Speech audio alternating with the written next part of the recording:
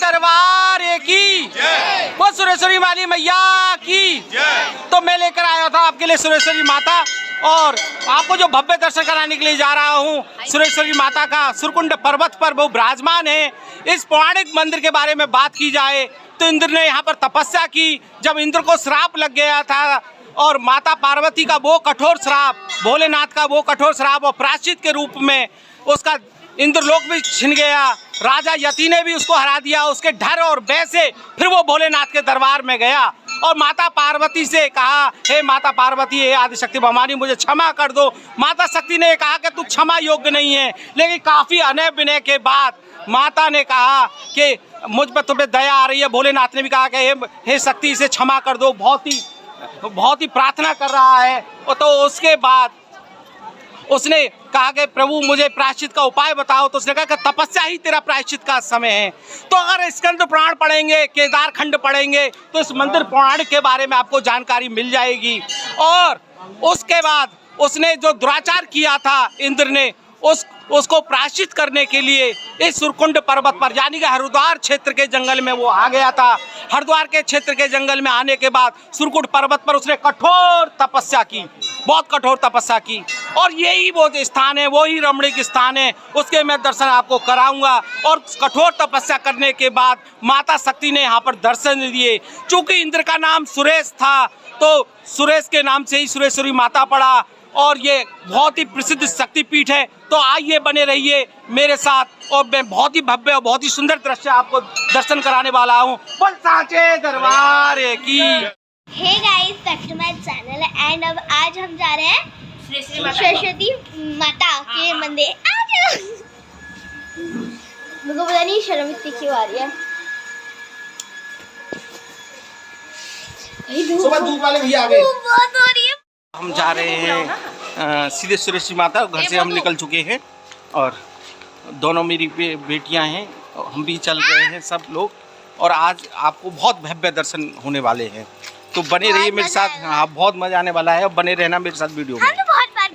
बहुत बार गए, तो आज बहुत दुर्लभ दर्शन आपको होंगे जिसकी कल्पना आपने नहीं की। सुरेश्वरी माता का ये गेट है वन विभाग का, और यहाँ पर आपको पर्ची कटवानी पड़ेगी और यहाँ पर पहले चुंगी देनी पड़ेगी, क्योंकि वन विभाग का ये टोल टैक्स कह सकते हैं आप। जो है आप देख लीजिए, यहाँ से गाड़ी एंट्री कर रही हैं, यहाँ पर से ही आपको प्रसाद लेना पड़ेगा मंदिर में जाने के लिए।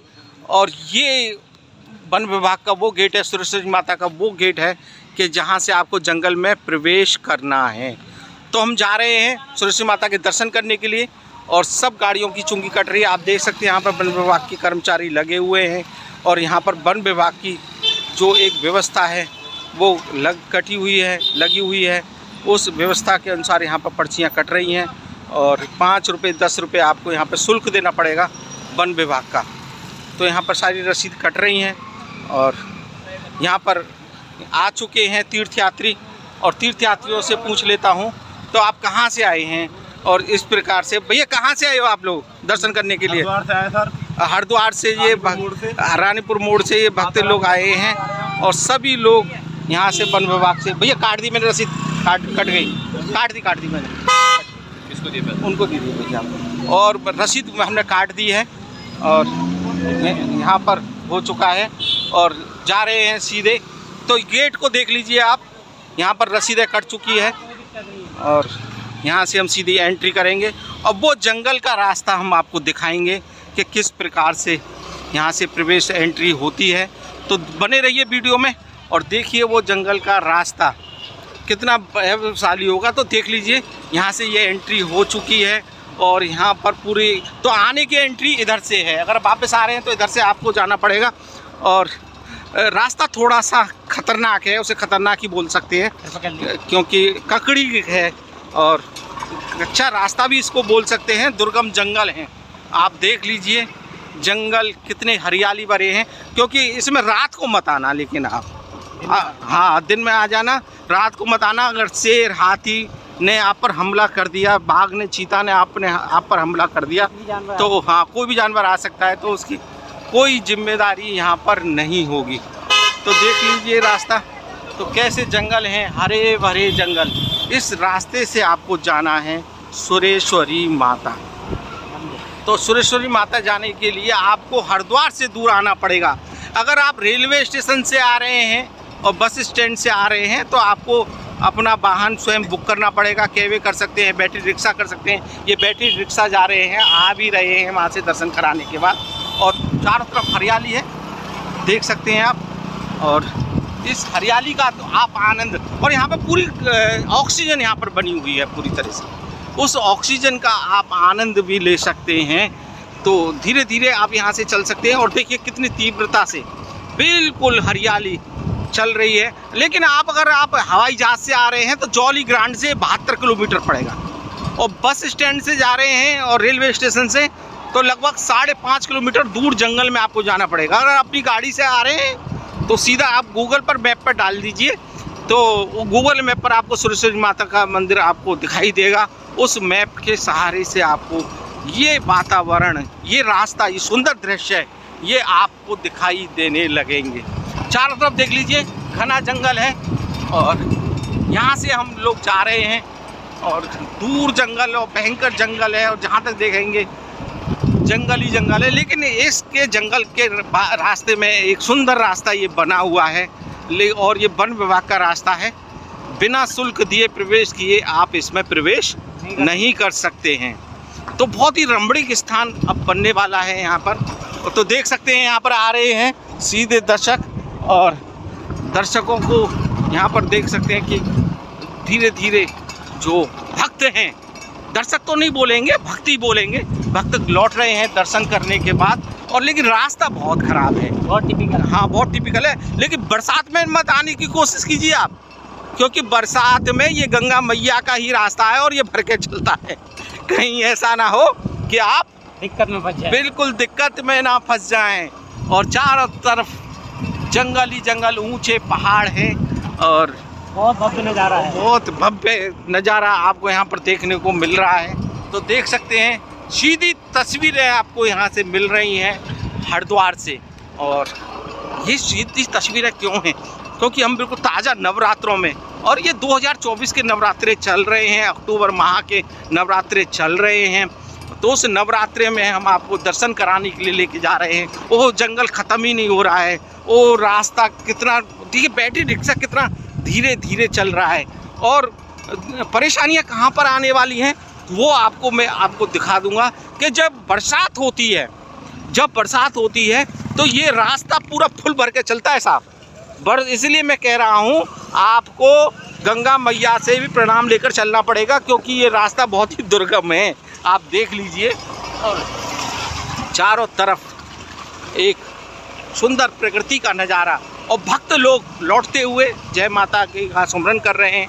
चारों तरफ मन ही मन में उच्चारण है। और यहाँ पर अब हम बिल्कुल मंदिर के करीब आ जाएंगे। आप देख सकते हैं कितनी बड़ी लाइन यहाँ पर लगी हुई है, कितना बड़ा दृश्य यहाँ पर बना हुआ है।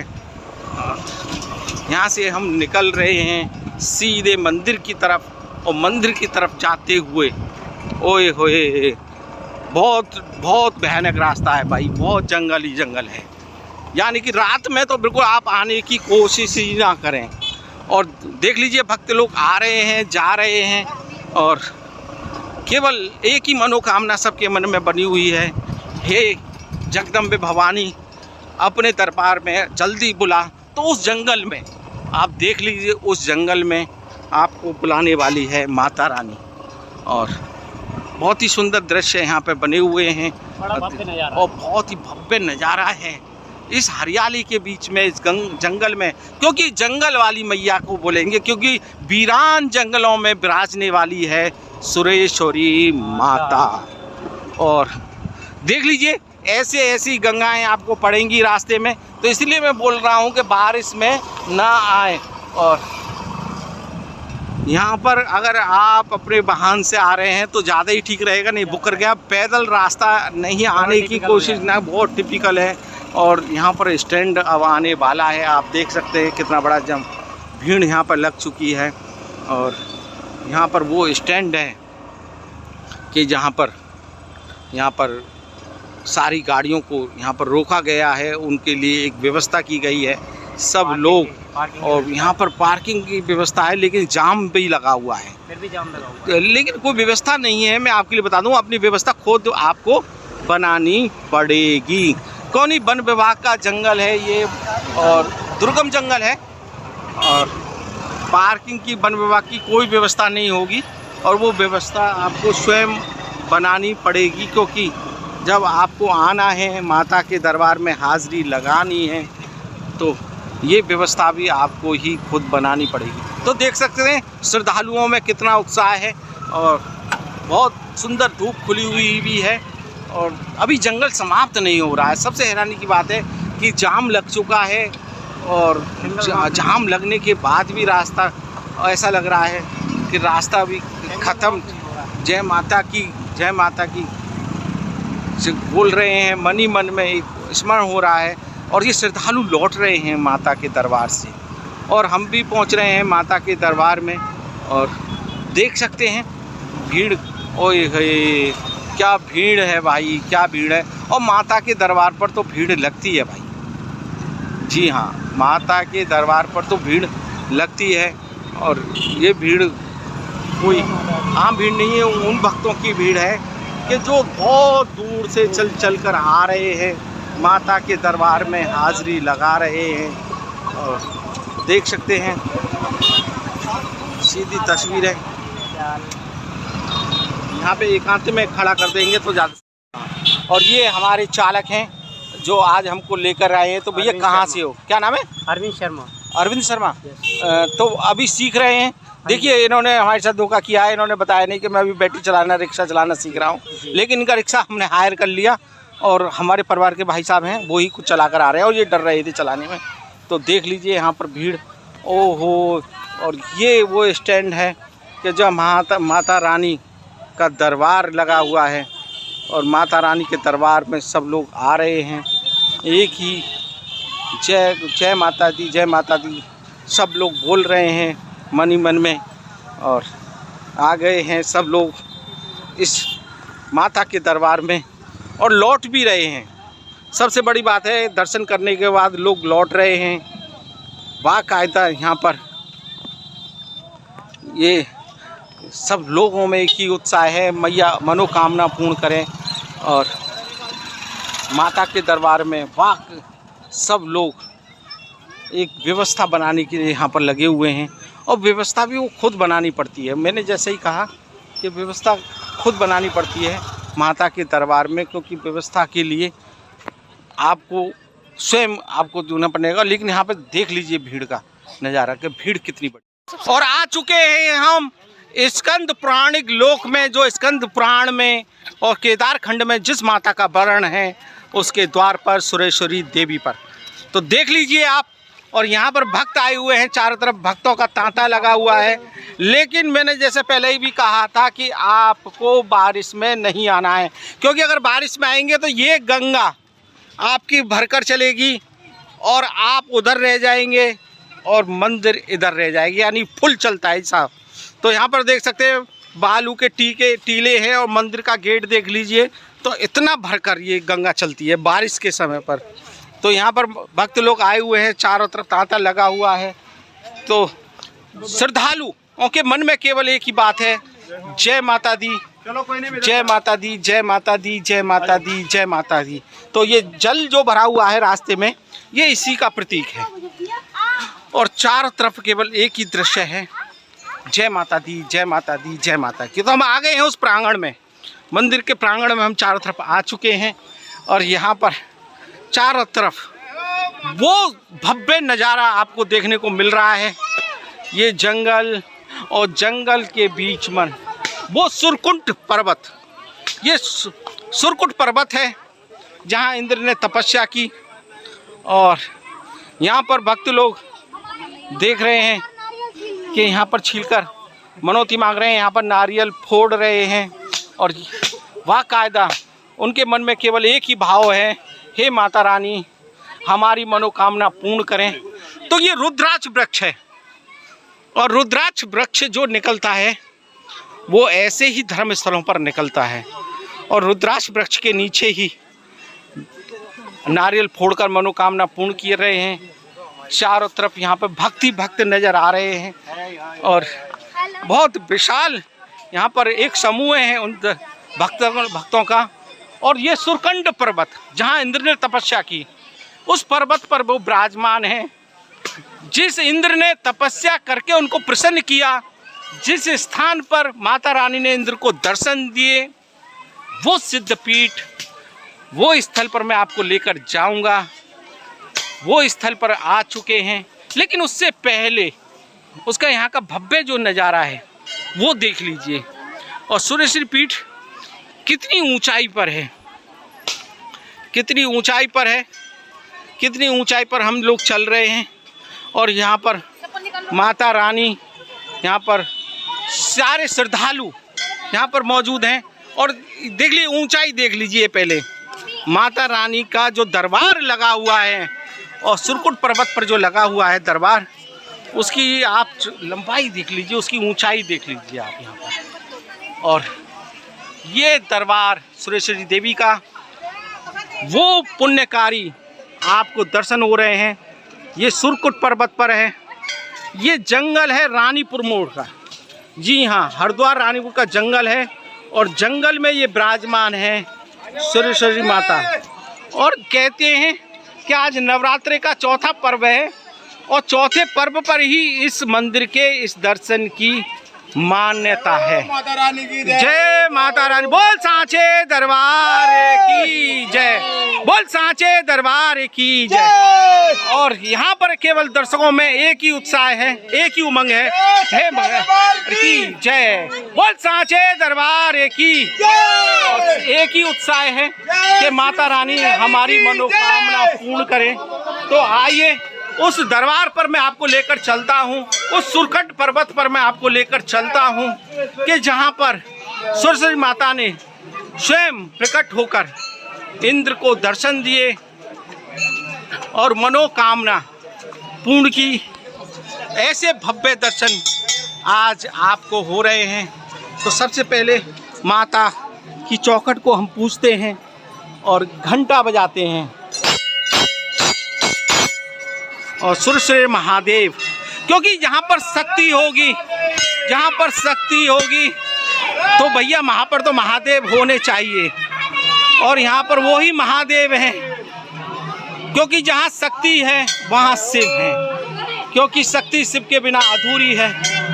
और यहाँ पर मंदिर का वो सुंदर दृश्य आपको यहाँ पर यज्ञ वेदी और जो माता शक्ति के जो रक्षक हैं भैरवनाथ, काल भैरव बोलेंगे, वो यहाँ पर विराजमान है। जी हाँ, सुरकुट पर्वत वहाँ पर है ऊपर और ऊंचा अभी हमें जाना है, लेकिन उनके रक्षक जो उनके प्रेरी हैं काल भैरव, जिनके दर्शन से ही यात्रा संपूर्ण मानी जाती है, वो दर्शन आपको यहाँ पर हो रहे हैं। तो मैं ऐसे भव्य दर्शन आपको दूर जंगल में लेकर आया हूँ।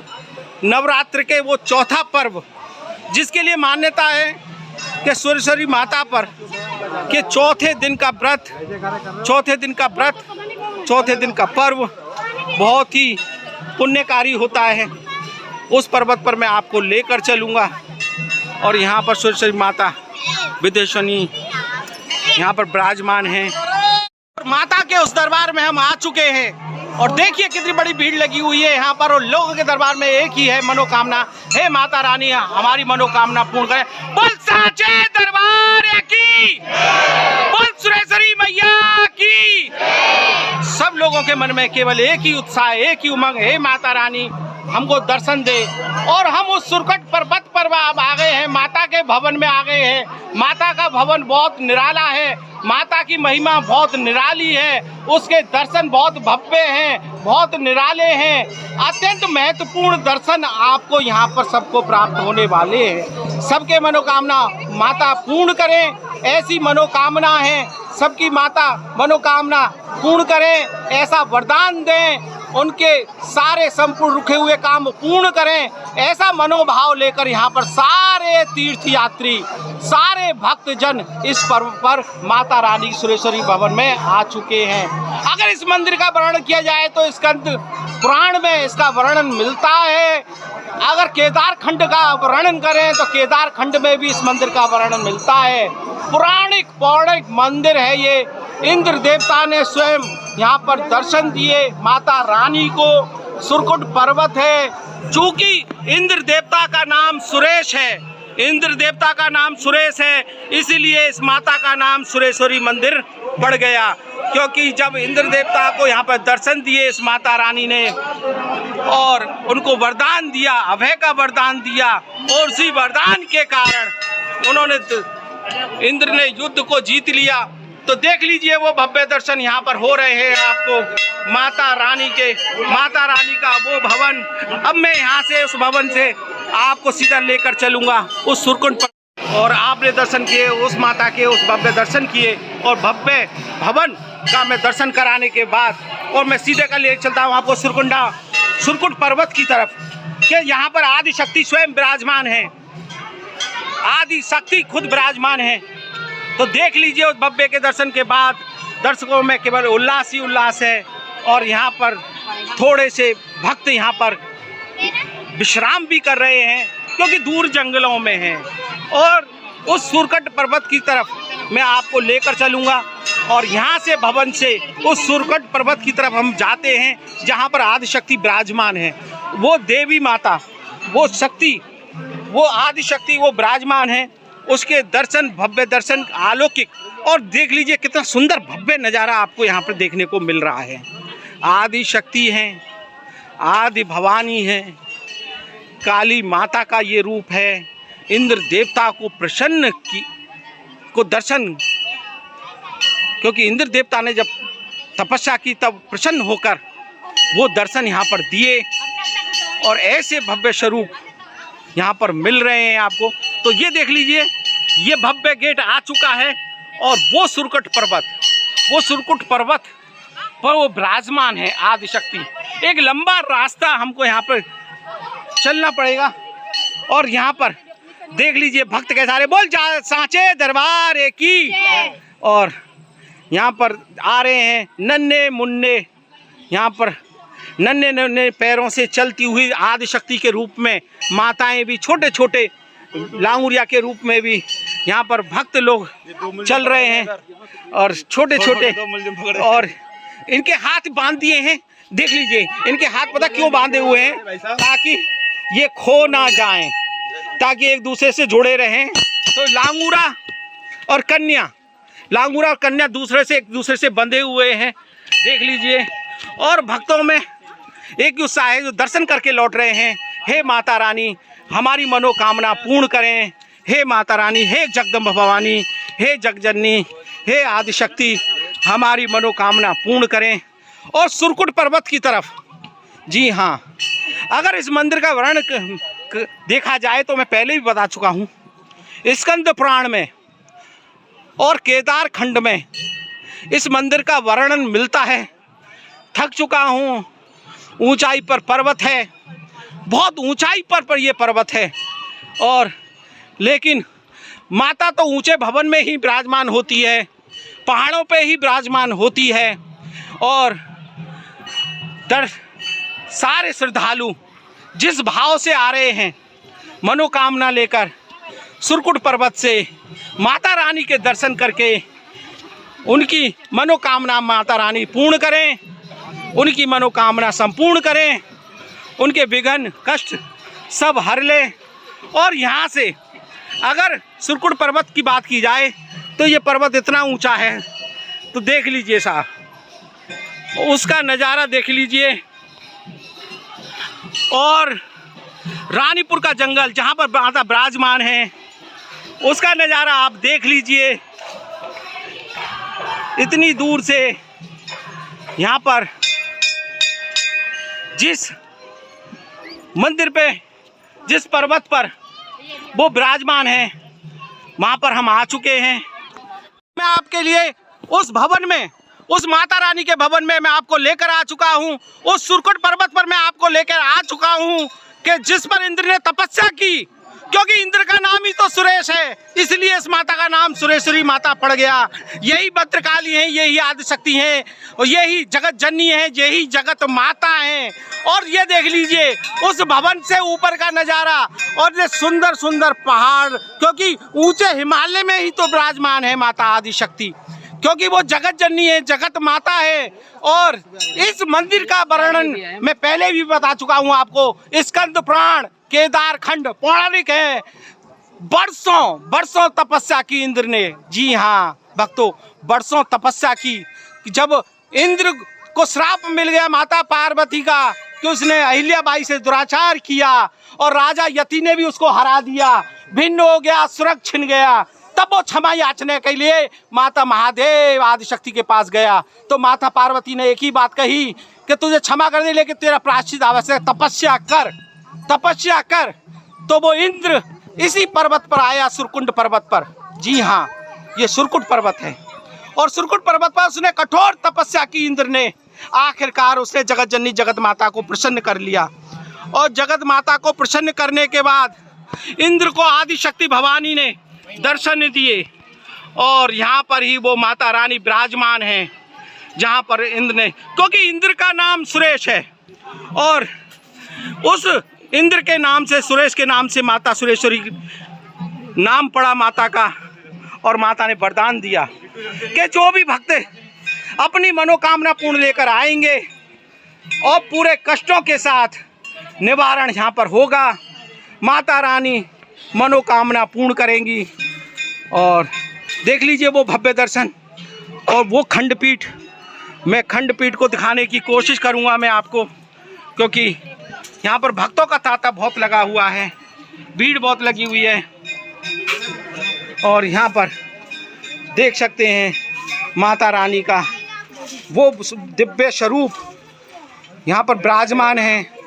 ये सुरकुंड पर्वत पर विराजमान आदिशक्ति, आदि माता विराजमान, और यहाँ पर केवल मनोकामना। बोल साचे दरबार की, बोल सुरेश्वरी मैया की, बोल काल कलकत्ती वाली मैया की, बोल सुरकुंडा माता की। देख लीजिए कितने सुंदर जयकारे यहाँ पर लग रहे हैं, और ये दर्शन आपको हो रहे हैं मेरे YouTube चैनल।